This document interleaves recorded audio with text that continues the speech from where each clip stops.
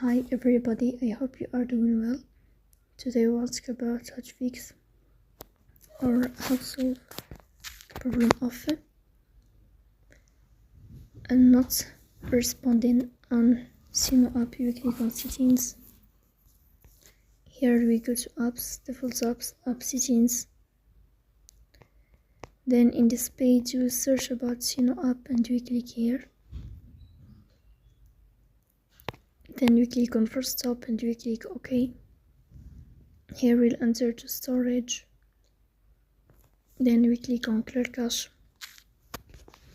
Here we'll turn on your airplane mode and you'll turn off your airplane mode again to fix that problem. So that's all. Don't forget to support us by like and subscribe. See you next time in another video, and thank you for your watching and your attention.